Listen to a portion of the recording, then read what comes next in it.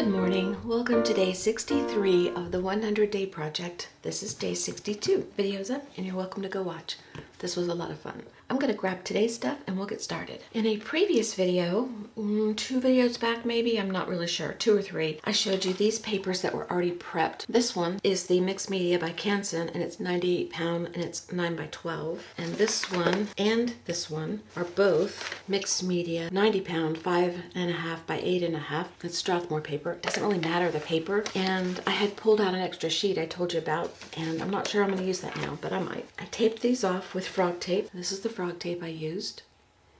And the way that I taped them off was so that my test frames that I keep on hand would fit on top of here, and whatever I do inside the tape will fit in my frame. So each frame has been sectioned off so that my art will fit inside the tape. And then I pull the tape off. So that's what we're going to work with today. And my original thought was to do something different with the papers that we made on here. But yesterday when I came in the room, I had my tags sitting out on top of a canvas, and I had them sitting like this, and I had them on white canvas so you could see them. And I loved how they looked sitting next to each other like this. And I thought, I'm going to get a canvas and I'm going to make these and put them on the canvas like this. But then I thought, well, shoot, I've already got the paper made up. Why not use the paper? Okay, so my goal was to get at least 5 of this shape on here. And I can see that I'm only going to get a few if I use this size. I'd have to put them really close together, and I would like a little bit of white in between. So what I'm going to do is I'm going to make my bookmark shapes on copy paper. And that way I can trim it down if I need to be a little bit more narrow to fit on here properly. Okay, so that's what we need. A piece of copy paper or deli paper, something really light and thin. Then I have my template here. And I'm going to trace out my template 5 times. 1, 2, 3, 4, 5. So let's do one real quick so you can see what I'm going to do.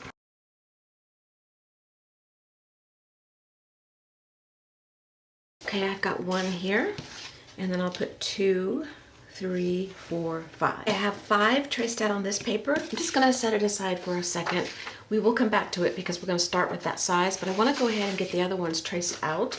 So for this one, this fits my 5 by 7. I'm going to use the same template and I'm going to trace 3 because I want 3 on here. And I don't need the full length of this, so let's see, how much do I need? So I'll make it about right to there. I'm going to trace this piece all the way down to this line and then back up. I'm not going to make it the full length because I don't need it the full length.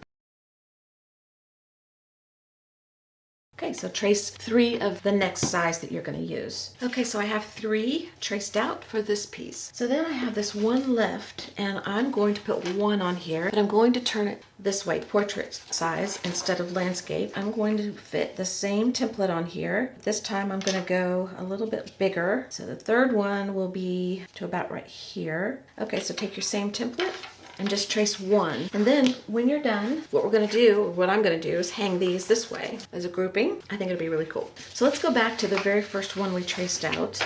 What I could do is turn this over and do all my collage on the back of the paper and then turn it back over and cut out my shapes. But I don't want to do that because I don't want this to look like one cohesive piece. I want them to look a little bit individual.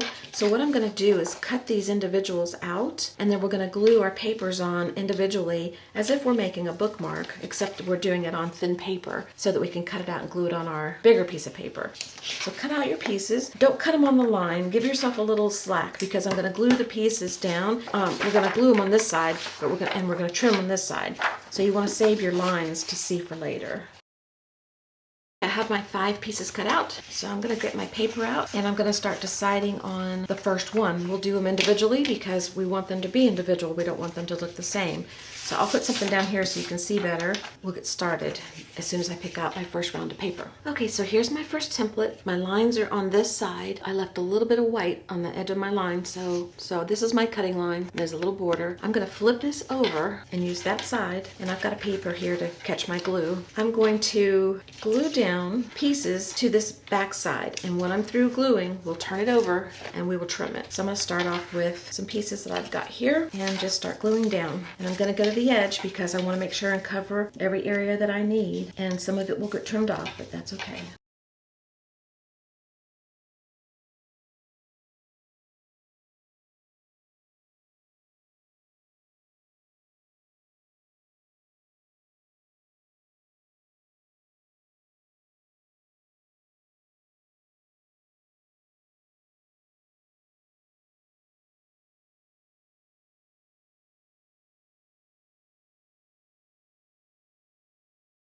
Okay, I'm going to take a second now that I've got some paper down, and I'm going to turn my piece over and I'm going to trim on the lines so I can get my shape down to the size I need. So it's not quite done. It needs something else, and I don't need to do the back, so we don't have to worry about that. So I'm going to find a little something to go on here. Then we'll set this aside and go to the next one, and we'll keep working until we get them all done. This needs to be covered down here because there's a gap.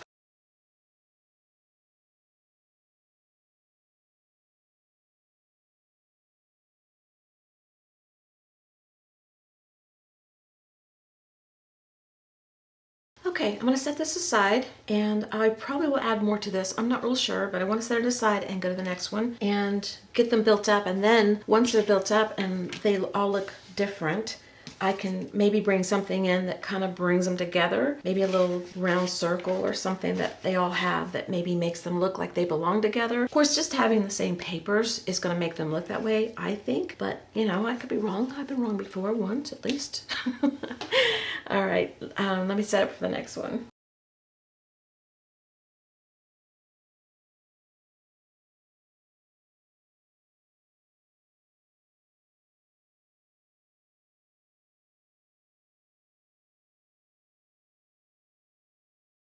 I'm going to paint this real quick with black gesso, just the bottom part.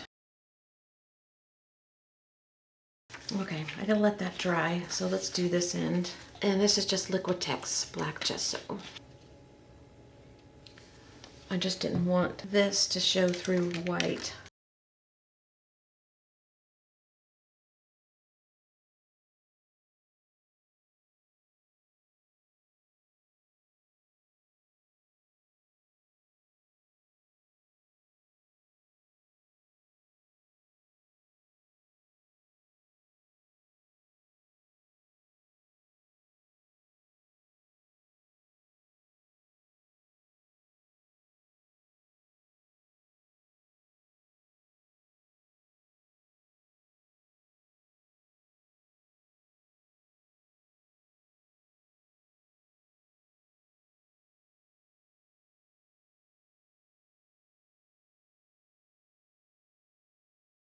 I love these little strips that I get. I can use those in other ones. I love those.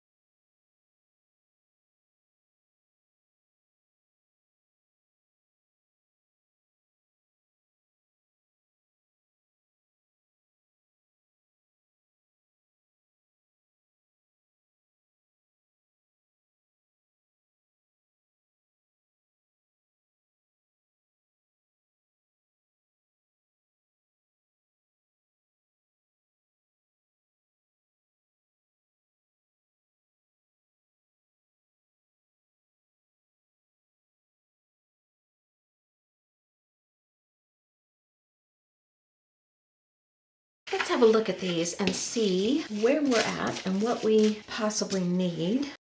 I love these. I absolutely love these. I need to kind of bring something in to incorporate them together. I think they look good together, honestly. I already think they look good together. But I want to bring one thing that each one of them has. I think I do. I don't know. Maybe I don't.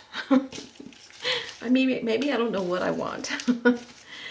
I'm gonna look around my papers and see if there's anything that I can put on each one. I'm gonna talk out loud for a second because I'm thinking while I tell you guys what I've got on my mind. I've got some pieces of paper here that have something on them that I could get 5 of off of them. I could get 5 black stripes in whatever size I want to put on each of these. I could get 5 of these little bricks. Don't really love that idea. That's why I'm talking out loud so I can hear it. I can get 5 of these little circles, which I'm tempted by. I could get 5 of these little squares and maybe put one whole one on one half of one in either color. I could get 5 of these. I clean the toothbrush off by just smushing back and forth. I could grab these. I've got these circles, and then I've got these circles. And then I have these weird shapes here. Okay, I'm very tempted by this because I actually have 5 colors on here. I am tempted by this one too because it would bring a light color element in, but they all have something light on them and they all have something dark. I added a couple little pieces while you were gone too. I added this little strip here and this little piece here just to give the 2 that didn't have anything dark on them something dark. So what I'm going to do first is try this one by just tearing out a strip. And if I don't use it for this, I'll use it for something else. I think that that's the route I want to go. So I really don't want the whole piece. I just want to get the little black section with the color behind it. I'm going to go with it. I'm going to use Fluid Matte Medium by Golden to put these on.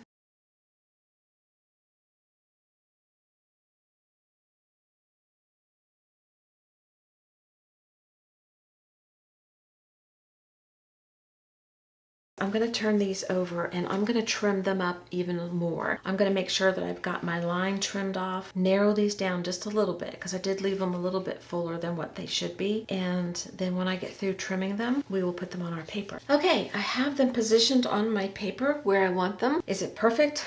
No, but it's close enough. I've got these washi tapes down here to help me keep them in place. So I'm going to glue them down by flipping this back, putting the glue here, and then flipping it over and hoping to stay in the position that I have it in. And I will probably just use glue stick.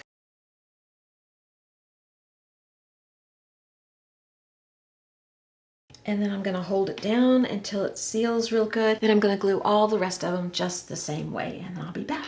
Okay, everything's glued down. Now, for those of you concerned about the glue coming out, if you're going to frame yours, which who knows if I will or not, that's what I want to do, but I don't know if I will. Use a wet glue, use a stronger glue. The way I look at this was easier to do with the glue stick, so I did it that way. And by the time these come off the page or need repair or anything, I'll probably have moved on to something else that I want to frame and be thrilled with that little sparkly object, and this will just go into a pile of reusable art or something. So I'm not worried about it. But I want to take off the tape now.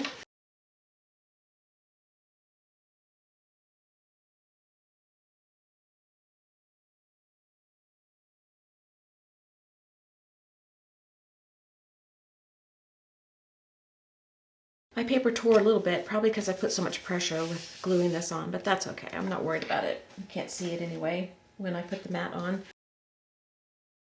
There we go. This is exactly what I was going for. I love this. I think it's so cute. This is a cream colored mat. It's just a test mat, like I keep saying. This side, if you put it on this side, it's white. You could use a black mat, a gold. I would take this to the store with me and test all the mats out. But I love it. I love how it turned out. I'm not going to add anything else to it. No pencil lines, no nothing. Page 1 is done. Okay, so let's move on to our smaller ones. And you know the concept of what I'm doing, so I'm going to just do this all in fast.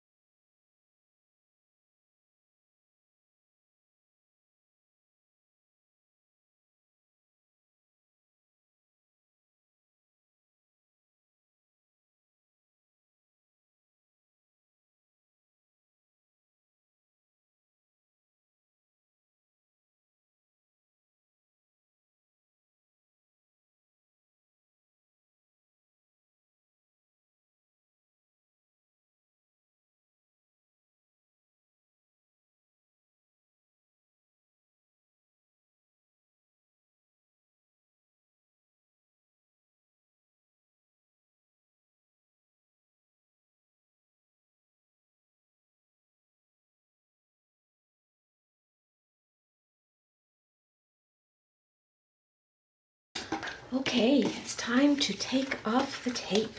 I've already glued them down.